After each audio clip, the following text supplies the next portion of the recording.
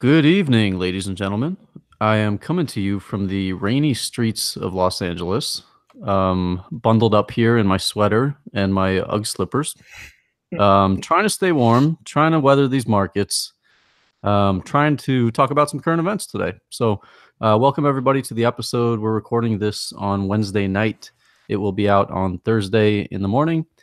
It's just going to be Dale and I for today. Prince is doing hockey stuff, Canada stuff, so we'll be holding down the fort. Dale, how you doing, buddy?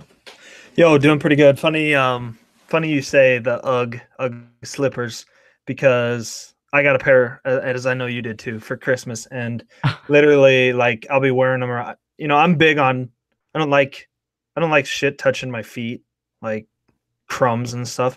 So that's why I always wear slippers or something around the house. And I literally I have to take them off because they're so damn hot. They're awesome. They are. Yeah. They're super comfy. The best is like when you first get them too, the lamb like or sheepskin or whatever it is on the inside is like super fluffy. And Oh then of yeah. course it gets matted down as you wear them and it becomes like basically just a mess of like sheep hair. But yeah, when you first get them, like it's incredible though. These things are so comfortable. Highly Oh, recommend. it feels like you're walking on a cloud.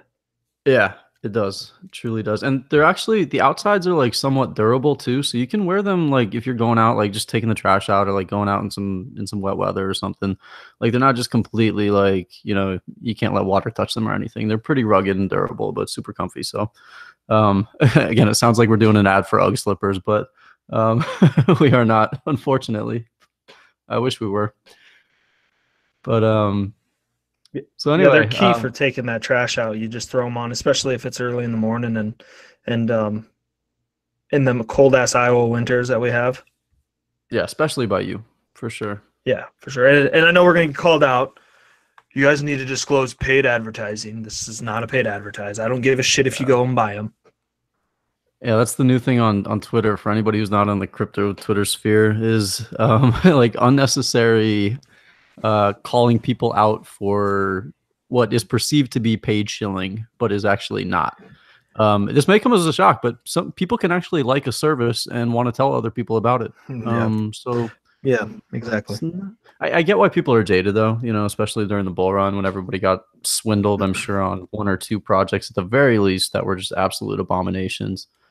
So everyone's right to be wary, but Yeah. um, And they're not really seeing the full effect of the scams until times like now, when it's in a bear sure. market. And so I get it. I get it. I Yeah, mean, this is when everybody's really feeling the pain, and they're like, right. I Exactly. really shouldn't have bought that ICO a year ago. Something. Yeah. Yeah. So, all But right, let's dive into some current events. okay, let's do it. First Which one do on you want the to kick off with? list, yeah, is Cryptopia hack. I think this is high on everybody's mind. It just happened on Monday morning. Cryptopia was hacked for an estimated amount somewhere between 1.5 to I think like 4 million or so at the very least. Yeah.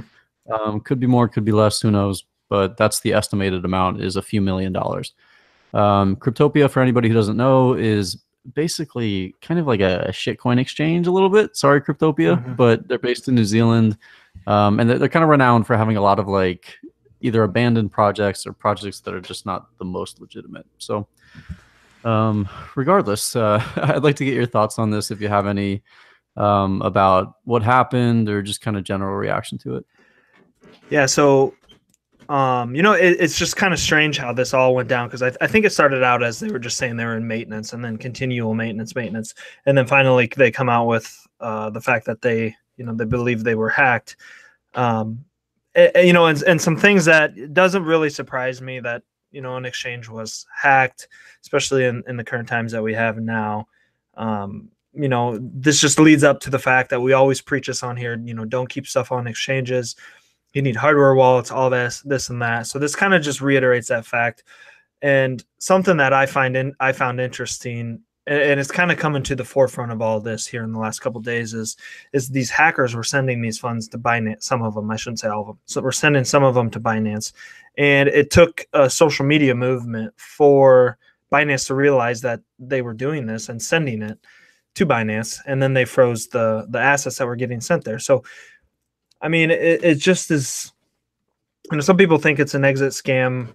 It's too early for me to determine if that's the case, but it's just scary. I mean, I had some stuff on Cryptopia, not a ton, just stuff that realistically, like you said, that's the only exchange that some of these coins have to offer or are sold on. So I had some stuff on there, and you know, it, I guess moral of the story is if it is gone, I'm okay with it because it wasn't like it's a significant number, and shame on me for that. Yeah, and I almost feel like this is our equivalent because I had a little bit on Cryptopia as well. Some tether for reasons I won't specify on, but I had some tether on there. And just a little bit, like you said, not like a backbreaking amount, but certainly amount where I was like, yeah, well, that kind of sucks. But I was gonna say, I feel like this is the equivalent for us of like a rapper who's kind of coming up and he gets shot and he's like, all right, now I'm legit. Like I got shot. I was trying to Yeah, rob somebody, whatever. yeah, Like this is our street cred because I think this is the first time we've actually been victims of a hack. I'm speaking just for me, but I think probably for you too, right? yeah, absolutely. I haven't, was fortunate enough I wasn't around with the Mount Gox dilemma, and so this is definitely the first time I've been hacked, and I'm not welcoming hackers to hack me because that doesn't seem like any fun. No, yeah, I'm not encouraging it either. It's interesting to be a part of though because um yeah, they're going with the whole. Well, I mean, the website says maintenance. They just updated the website today, actually, on Wednesday, to include a link to a police release from some kind of New Zealand policing body. So there's currently law enforcement looking at it, which is interesting. Obviously, it's legitimate. They're trying to track the funds. But I will say, anti kudos on getting hacked, but kudos on the landing page. Right. Looks very sharp. The we're under maintenance Yeah. page, so if we're looking for a silver lining. And something here that I iceberg buddy of ours kind of shared with us in another chat, which we both kind of thought this was pretty interesting to see. It's called ICO rating exchange security rank, and it kind of ranks all the exchanges and whatnot based off the security. It has four categories: DOS attack protection, user security. And they're all except the web security are all ranked out of 4, I guess. The registration and domain security, and then the web security. And Binance is ranked 34, just to give a little comparison here. And Cryptopia was 60th, but the overall score was Cryptopia had a B and Binance had a B plus, which, I guess kind of shocks me with Binance being one of the bigger exchanges that their overall score is only a B plus. Like, just to give there's only 2 A's, and it's Kraken, and have you ever heard of the number 2? Is it Cobinhood? So Cobinhood? yeah, I think it's like a play on like Robinhood, the app. Sure. I don't know if they're related actually. I got to check up on that. I think I knew that at one point, but with the massive influx of crypto shit, it's been pushed out of my mind. Mm-hmm. So yeah, I thought this was interesting. I'd like to first say like I don't know how accurate these ratings are. I mean, this is just something we're seeing on a website. So heaven forbid you take this, or somebody out there that takes this and they're like, oh, Kraken was number 1. It's super secure. It won't be hacked. I mean, it may be true, but I don't know. I mean, so the criteria, I mean, I'd like to, if I'm just kind of getting nitpicky, like one of them is user security, which is things like passwords, 2FA. I think they're grading on whether these exchanges even offer these things, which is, I feel like you absolutely shouldn't use any exchange that doesn't at least offer 2FA. Right? Like that's a bare minimum. Like if you're going to keep shit on an exchange, then at least have 2FA for your login, withdrawals, everything, everything that you can, because it really adds a super strong layer, at least compared to just having a normal password, and then as soon as somebody gets access, they can do whatever they want. So. But yeah, I thought this was interesting. I mean, to give you guys an idea, I mean, BitMEX got number 4. I think it's kind of accurate, but kind of inaccurate, because I think one of the things that this article doesn't take into consideration is regulatory risk. I think this is especially fitting with BitMEX, where I mean, like you're not probably going to get hacked because like BitMEX is clearly run by good developers. It works well. It works quickly, but that's not to say that you might be shut out, that you won't be shut out, and have access to your funds revoked or anything like that. Certainly we saw it with BitMEX the past few weeks, disabling US accounts. We we don't know from experience because that's illegal, but No, of course not. Um, I've heard from friends, basically. yeah, But you but know, I thought was moral of interesting. the story with this. Oh, go ahead. I was just, I thought it was interesting. Gemini got 84th on this list with a B minus. Yes, First of all, yes, I take issue with an 84th ranking getting you a B minus. Like, are there really that many secure crypto exchanges out there? I don't know. That yeah, seems right. hard to compute for me. But Gemini has this reputation as like a big like blue chip crypto company, kind of on the level of Coinbase. You know, it obviously has the Winklevoss twins behind it, um, of Facebook fame, and I would just think Yep. like, you know, and they also had that campaign with like within the past couple of weeks, like crypto needs regulation and strict guidelines and everything. And I mean, so again, we got to preface all this with I don't know how legit this analysis is, but it seems strange to me that they'd be ranked so low. Yeah, and it it kind of puts it maybe in perspective a little bit too, like you said that yeah, we're not out here saying that we're moving all of our funds to the top five, the top four, the top ranked exchanges, but just kind of some research that someone somewhere along the lines did, and it's just kind of interesting to see stuff out there. So take it with a grain of salt. Yeah, big time grain of salt. Okay, next current event. Let's touch on the Ethereum hard fork delay. So, for anybody who doesn't know, Ethereum was set to undergo a hard fork on the 17th, which is tomorrow, Thursday, called Constantinople. Big upgrade, lots of big improvements for the Ethereum protocol. However, it got called off. I think it was just today. It might have been yesterday on the 15th, I think, of January. It was within the past couple of Yeah. days. So it's anywhere from like the 14th to 16th. They called it off, and it was set to go through on the 17th. So right at the last second, in the nick of time, I guess the update was being audited by Chain Security, a blockchain audit firm or company or whatever, but they audit blockchains and check for vulnerabilities. So, Dale, let me get your thoughts on this. I have my piece to say, but I want to hear what you have to think. Yeah, I mean, it's hard to really not side with when they're with them for doing something on caution. But I am a little confused because I saw someone tweeted something earlier today that said they had talked with one of the Ethereum devs, and they said, we're more than ready for this. So is it just an oversight with someone along the lines, or some sort of play? And a quote that stuck out with me on this was this. Here's, and I quote: "Out of an abundance of caution, key stakeholders around the Ethereum community have determined that the best course of action will be to delay the planned fork that would have occurred at block 7,080,000 on January 26th." Then they went on to say, "Put simple, a planned reduction in network fees for storing Ethereum would have inadvertently enabled theft of funds kept in certain small contracts by interacting with them multiple times." So to me, that makes it seem like a bigger issue than, and I'm not very technical with all this stuff. I'm certainly not a dev by any means, so I could be speaking out of my ass, but to me that definitely So, seems like a bigger issue than what they've than that dev made it seem. yeah, so it's I guess the vulnerability was a re-entrancy attack, which now enables you to put in functions into a blockchain more than once before they've completed. So you could say, let me withdraw X amount, and before that action has even been completed on the chain, you can say I want to withdraw X amount again, and kind of take out, like, let's say I have, for argument's sake, 10 Bitcoin.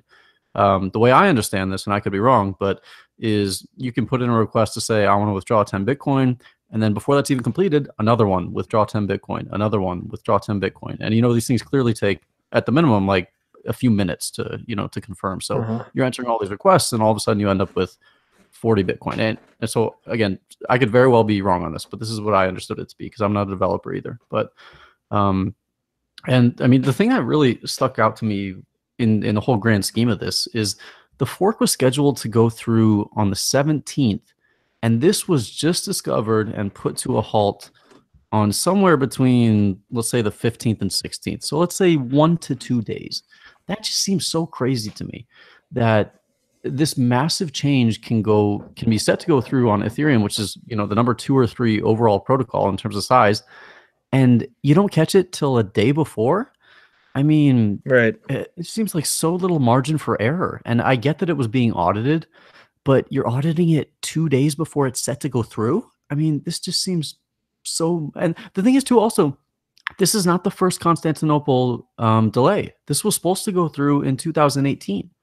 So this is now the second delay of this one upgrade, at least the second that I know of. I imagine there were smaller delays before that, but I think it speaks to a couple things. A, just how novel this stuff still is. B, how tough it is to code good blockchains that are actually versatile. And I mean, Bitcoin is fairly simplistic in what it aims to do. Ethereum aims to do a hell of a lot more, and that comes with a whole hell of a lot of problems. I think it's pretty crazy to think about. This got halted so quick to the execution date.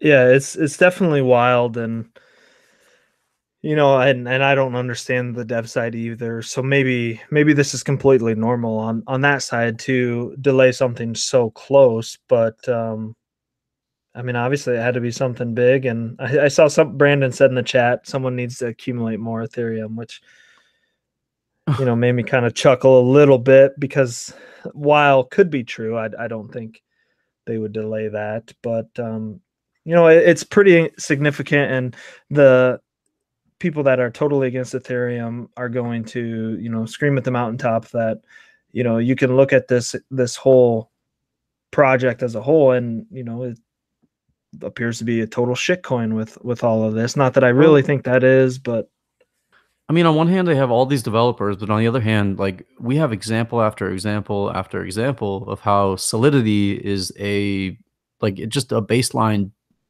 vulnerable programming language. right. It is, so I don't need. It's like it kind of boggles my mind. It's like we just get example after example after example, and I think Ethereum is great for a lot of reasons. It has, again, a gigantic developer community. It has corporate backing for the most part. But it does have this big flaw where it just seems like the native language is not that secure. There was even a quote in one of the articles I read about this, which was from the COO of Chain Security. So this is the company that audited the code. He said, it's a Solidity thing. It's not an Ethereum developer thing that they could have picked up on. And that to me is like, I think he said it meaning to like kind of take some heat off of the developers and say, hey, this is Yeah, not something they totally. could have found. But it kind of implies a deeper issue to me. So it seems like almost like the cover up is like more indicative that, if this is an issue with just the language, then that's a worse issue than lazy or bad developers who didn't pick up on something. Yeah, So I exactly. found this very interesting in terms of like reading between the lines in terms of what this entails. Totally. And and Shooter, longtime fan of the show, so shout out Shooter in the chat, said, what are your killer? I'd be interested to hear what your thoughts on the 32 Ethereum for staking once it's POS, which right now looks like a pretty sweet investment if you look at it. Well, it's not much of a requirement, so I think that's good for decentralization. If we take the current price of Ethereum, you're paying somewhere between what, $5,000 and $6,000 to stake. Yeah. So I mean, that's a good thing. The thing is, 5% yearly return. I was going to ask what the yearly return was. Yeah, that's pretty good. At the same time though, I mean, so Tezos has a very similar model where you're getting like 5% base. I had to bring it up, but Yeah, it I very know much you did. reminds I me knew of it. you would too. But the thing is, so on one hand, I'm like, okay, like an extra 5% plus, that's great. But on the other hand, I'm like, this is a risky as hell asset. Like 5%? Yeah. You shitting me to hold this? Like, you earn 5% on a municipal bond tax free. Why the fuck am I satisfied with 5% on something that's going to fluctuate like crazy? Like, Yeah. I don't know Yeah. if it's really, I mean, at one point I did think this was awesome, but when I really think in it, I'm like, what? Like 5% for this? I don't know. Yeah, I think yeah, it's crypto's kind of screwed in the sense I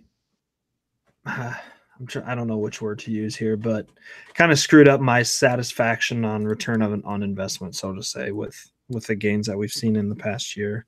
It's warped our perceptions 100%. I mean, because we see. There you go. Great word, perception. But I mean, kind of, but kind of not though, because you can get 5% on like a corporate bond from like Apple or pretty close to it, which is a fuckload more secure than holding a cryptocurrency. I mean, maybe this is just like me being salty and bearish at this point, but I hey, we are not bearish here. Yeah, it's illegal. Bullish only. Yeah. So, anyway, okay. Next topic is the Binance fiat on-ramp. So, I guess the quick nuts and bolts of it was Binance is opening up a fiat on-ramp that's targeting European and UK users, which may or may not be the same thing right now with Brexit going on. But so anyway, they're opening up on an island off of, I think it's like a British. It's a British dependency. I don't really know what that is, but it's called the Isle of Jersey or Jersey Island or something, right? Island of Jersey, yeah. Okay, yeah. So they're opening up a service center there that's focusing on European residents, which enables you to buy crypto with the euro, things like that, yada yada. So another fiat on ramp. What are your thoughts on it, bro? I think I think eventually for this whole space to be the mass adoption like everyone wants it to be, this is going to be the new norm. And I kudos to Binance for being kind of the leader on the forefront with this for exchange purposes, in my opinion. So I think it's very good for crypto. I think it's helping the space evolve and, possibly pushing to that next step.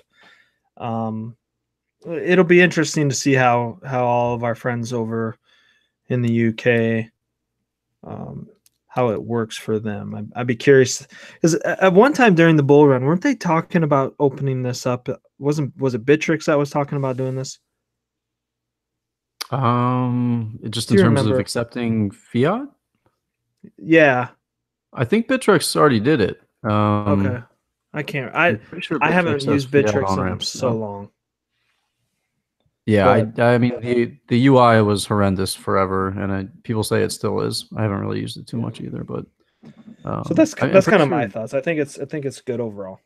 Yeah, Bittrex does have fiat on ramps. Okay, good. All right, so yeah, I mean the Binance thing, it's clearly good. I don't know how much of a difference it really makes because I mean Coinbase, as far as I know, still serves people in Europe. So it's good. I don't know how much of an impact it's going to have, though. Yeah, I don't either. We'll see. All right. One thing I want to touch on very quickly was there was an article on BitMEX's blog about ICO losses and just how much money ICOs have lost. So it was basically taking a look at the portion of a token raise that went to the teams to control and how much of that still remains. So essentially, teams were given about $25 billion worth of tokens in, I think, just like 2017, 2018.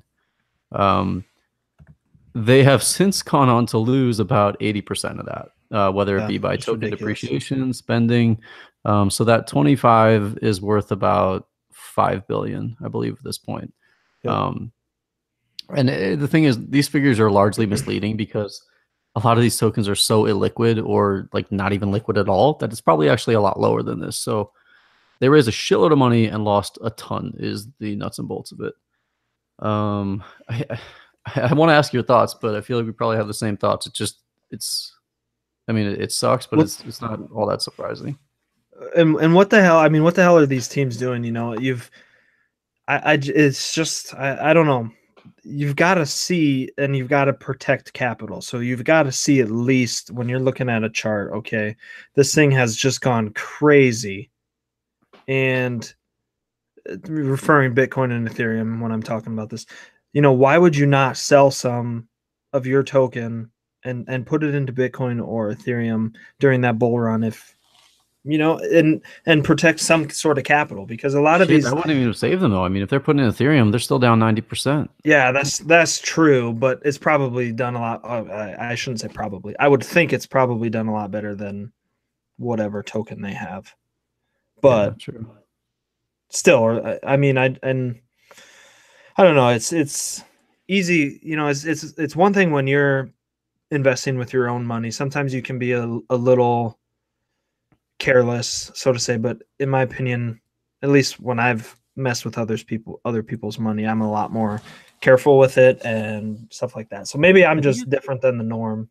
probably a little bit of like how easy it was to raise too. It's almost like it just Yeah. seemed magical and like fake. And it's like, yeah, we raised 10 million, but like 10, do we really have 10 million? Like I think they kind of had this like cavalier attitude.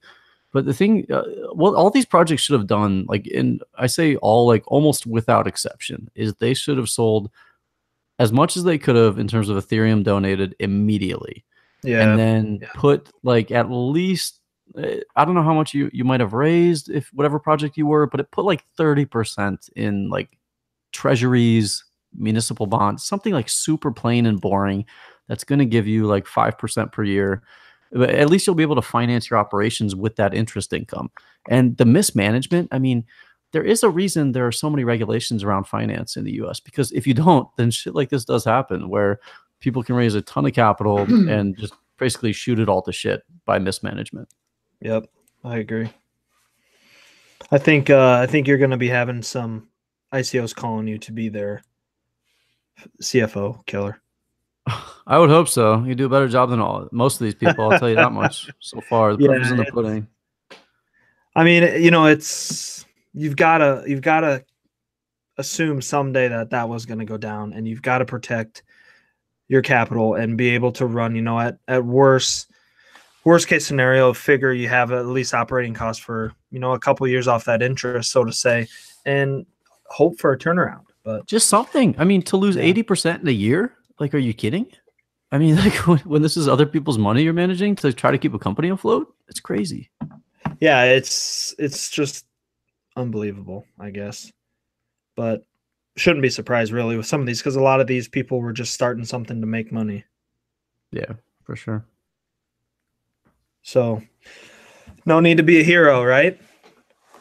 Yeah, absolutely. But they should have been. I mean, yeah, it's just crazy to me that you could raise like 30 million and be like, well, if we hold it, it might go to 130 million. It's like have some kind of like self-awareness. I mean, I think I don't know. I say this as somebody who held his bags way too far going down, so maybe I'm just an idiot here too. But I'm preaching to the choir because I think a lot yeah. of people did that. So while I threw out that term hero, we got a special guest on tonight. I don't know if anyone out in the YouTube chat can see him out there yet, but we've got Dan, one of the co-founders of Hero, on with us. So Dan, what's up, buddy?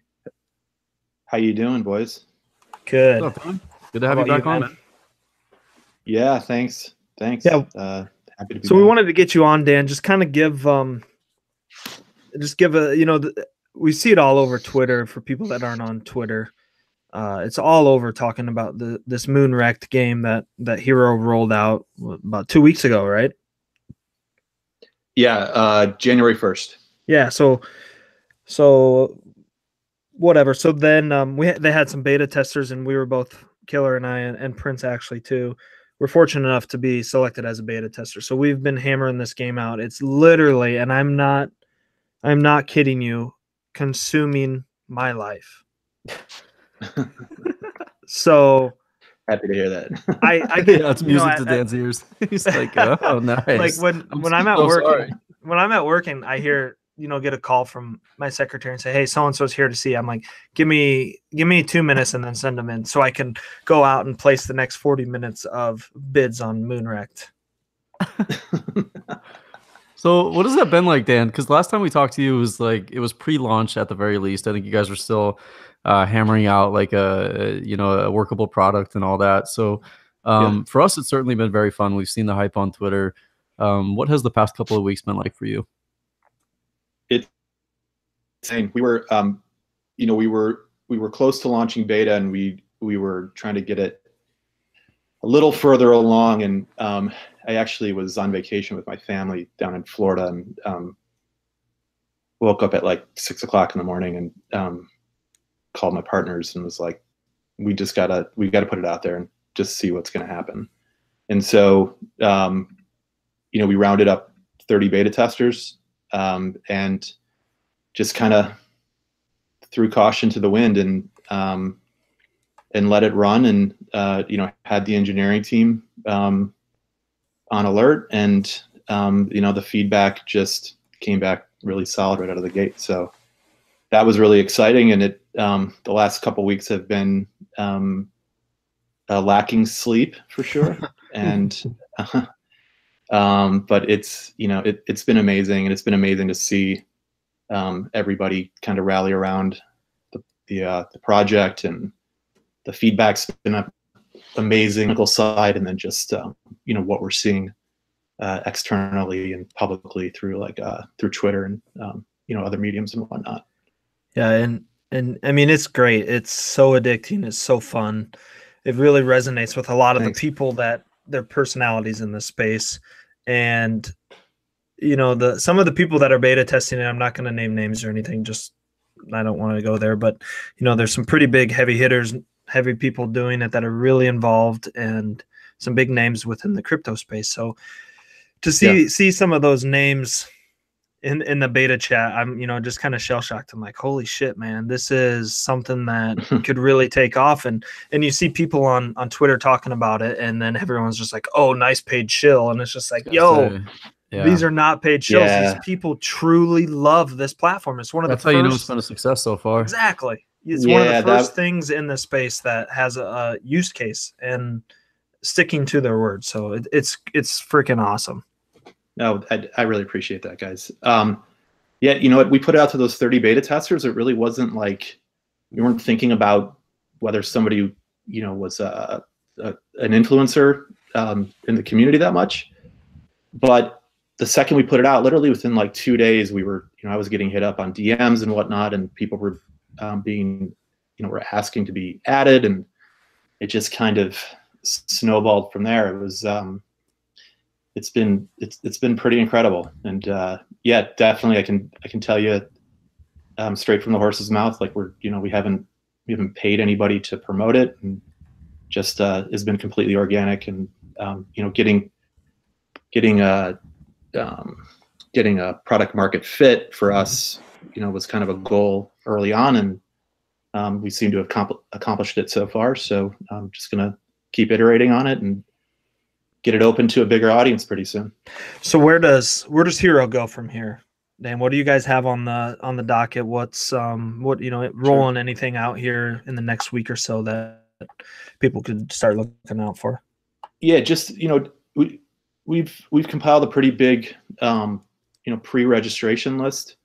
I think prior to the launch of the beta, we had close to 12,000 emails, and then we just put out that ref program a couple of days ago, and I think we're somewhere close to like 7,000 now. Jeez, that's wild. Yeah, it's gone pretty quick. So we're just working on optimizations on the engineering side, and we're going to start letting on more and more players. Excuse me.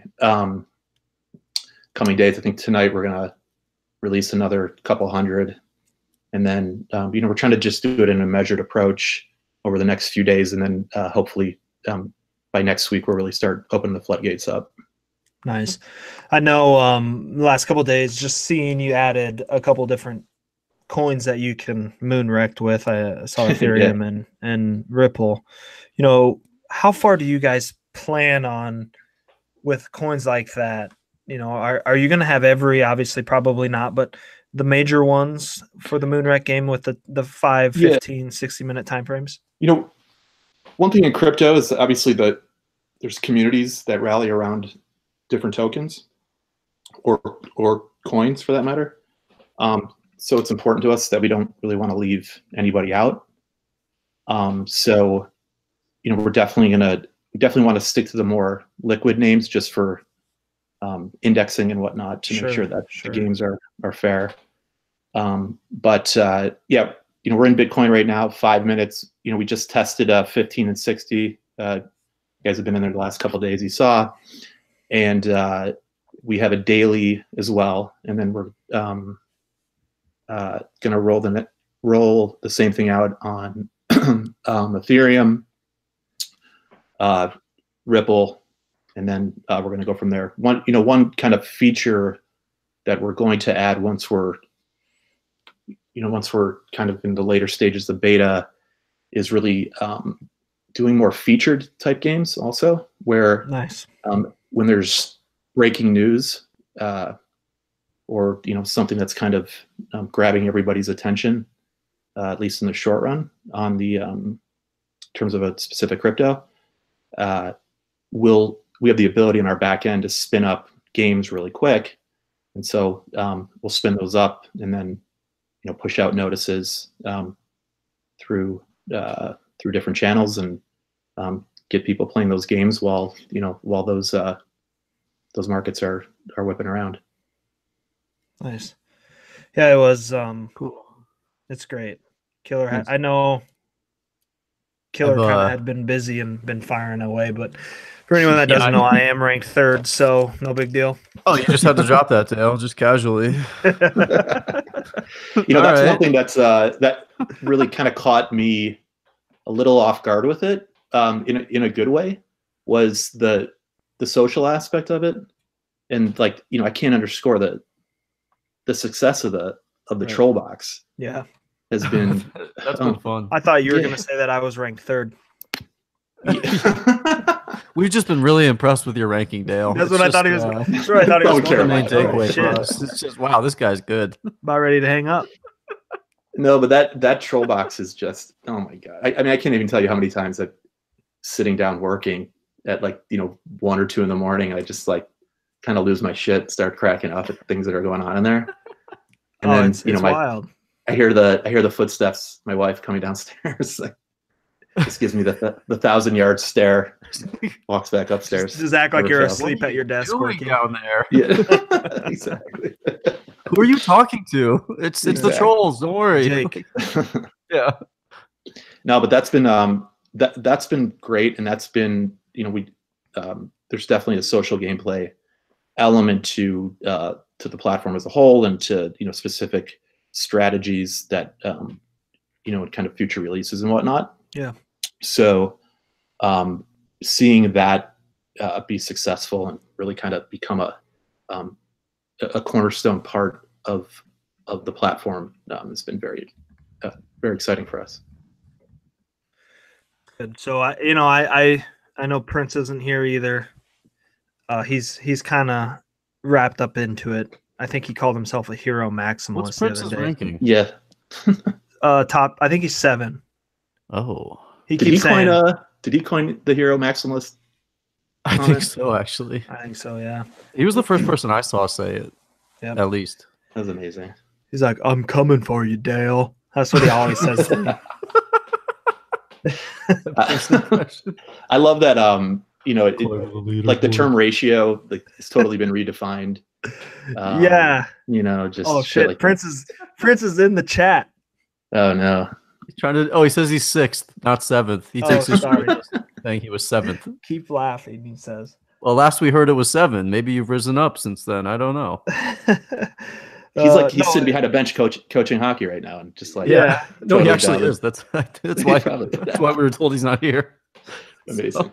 No, there it is. There's a certain aspect to it. It's so funny. I saw Crypto Dog said the other day that he tweeted and said, "I'm hedging my long being wrecked on Hero." It's pretty funny how everyone has approached this, and there's an aspect where if you're moon or wrecked, and then you want to try and figure, or at least this. I shouldn't even give my strategy out right now, but whatever. Yeah. I chase the high, and I know Prince does this too. We chase the high ratios. I'd rather lose than get like a 1.2x or whatever. So Yeah. And the strategy's dead. Now everybody's gonna do it. Yep. Well, if you think about it logically, it's giving you kind of more chances by putting in lower entries, and then Right. kind of looking for that more of an outlier payoff. So Yep. I did hit a 55x. That's the highest one I hit. That's Yeah. crazy. did you see that? Were you guys there when that guy? It's like 1 o'clock in the morning, like 2 days ago. I know who it was. I don't want to name any names, but there was I think there was only like 2,000 tokens in the pool, and everyone was just kind of sitting around shooting the shit in the chat, and suddenly it came up that he was like 10 hero on Moon and like 170 or 1750 on Rect. I saw that. Just like 175x payout, which Jeez. sure enough he ended up winning, which was insane. And actually it was actually the first time he was on the platform. Oh jeez. It was his first go at it. So yeah, I got to give a shout out to Brandon listening. Him and I bet, I think it was 45 or no, I think I bet 50 and he bet 10. So we call ourselves the 55X brothers because we were the only two.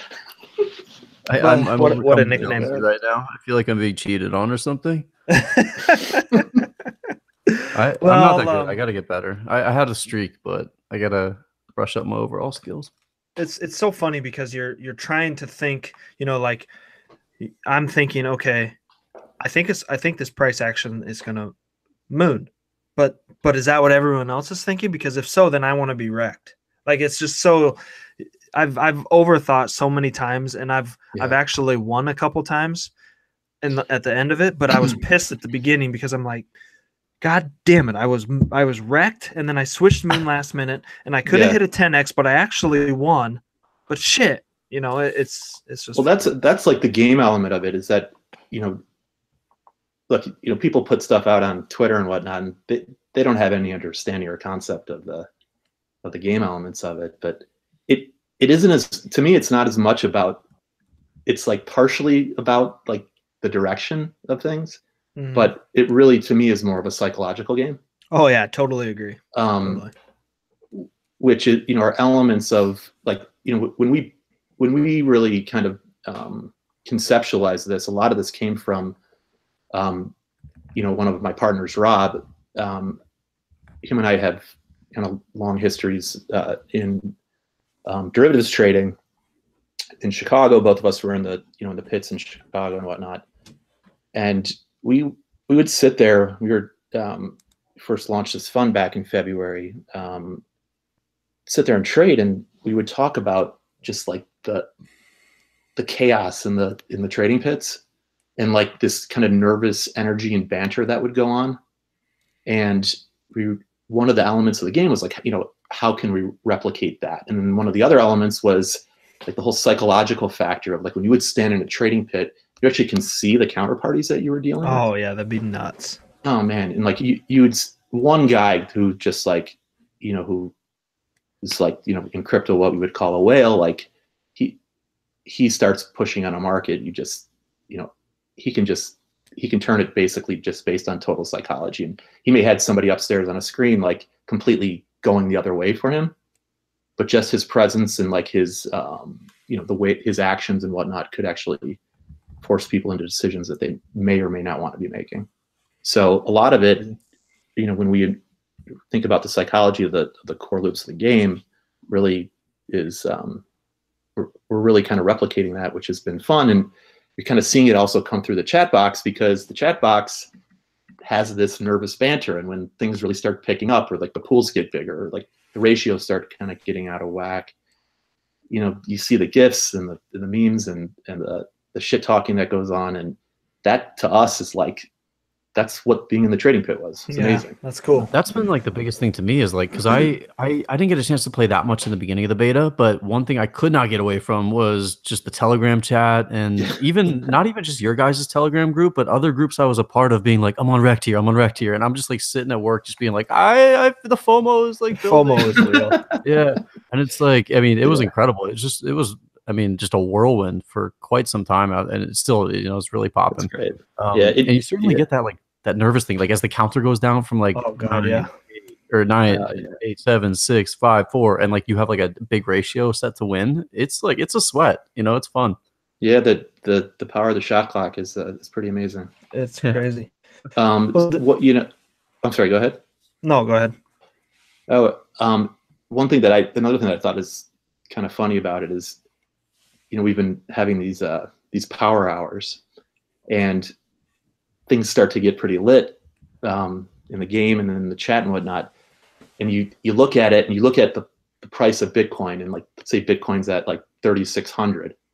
And we go through this hour, and it's like these massive kind of, microbursts of dopamine rush, and you're up and down and stressed and happy and everything. And then you realize that over that last hour, that Bitcoin had moved like $3. Yeah. I was just thinking of that. That's It barely even moved. Last night. I noticed that especially. I don't remember the exact price, but right when Power Hour started, I was looking at the charts, and I was just like, okay, here's my strategy for the next hour, blah, blah, blah. And then right as soon as 10 o'clock or 11 o'clock hit, I looked at my balance, and I was just like, oh, and Bitcoin is up 30 cents after all of those crazy swings and stuff like that. So yeah, it's been exciting. And I definitely haven't traded nearly as much as I was prior to launching this a couple weeks ago. I can tell you that. Well, and then the nicest thing, I think that's, one of the coolest things about it is the fact that, the market conditions now kind of helps take your mind off of it. And, you're still winning something and getting something. If you, I should say, if you are winning, you're still, your hero balance is going up and stuff like that. So it's pretty cool and takes your mind off of the bear market. Yeah, definitely. I mean, that was, when we were going through this, and once we kind of, as we saw the bear market kind of go through its paces, and realizing that, kind of being traders, you want to buy weakness and sell strength. And so, kind of our definition of that between, me, Rob, and Danny, and everybody else involved was, let's build something fun and get everybody together, have a good time, and hopefully we're timing it where it's, near a bottom or coming out of a bottom. If it comes out of a bottom and we're there, we'll, we can blame it. We can blame coming out of the bottom on ourselves. Yeah, exactly. Like you were saying, Dale, it's made a very unfun market very fun again. So I'm very appreciative for that. You guys have certainly hit a home run, I think, with this. Yeah. Thanks, man. I really appreciate that. And you guys obviously have been excellent. So. And like you said, Dan, you wanted to make something fun, and that's definitely what it is. So if someone's not signed up yet, or they're hearing about this for the first time, where would you send them to find out more information, get signed up to maybe get in on the beta, or where would you take them to? Yeah, I think they can go to. You can go to our main website, which is just hxro.io, and then I think you also can go to join.hxro.io. which will take you to an email sign up page, and then it'll get you on that as part of that queue that we got going to get people into the platform. As we go through beta, as we come out of beta, and then into more of a global launch from there. Great, cool. So, thank you so much taking some time out. I know. You're busier than shit, so thanks for coming on and updating. I think we talked about it the last podcast on when we recorded Monday. So we kind of wanted to get you on and maybe update a little bit on what we were saying. So appreciate that. Yeah, appreciate it. Of course, and obviously happy to come back at any time. Thanks for having me. Cool. Yeah, thanks for coming on. Thanks everyone for listening. We love you, Prince. Thanks for keeping the chat box all live. Gil, you got anything to add before we sign off? No, covered some good bases today. Yeah, thanks everyone for listening. Make sure you get out, subscribe to the podcast on iTunes, Spotify, all that good stuff. Tip your waitress. Hootskis are with the boys, baby. Let's do this thing. Turn this market around. Take care, everyone. Peace out.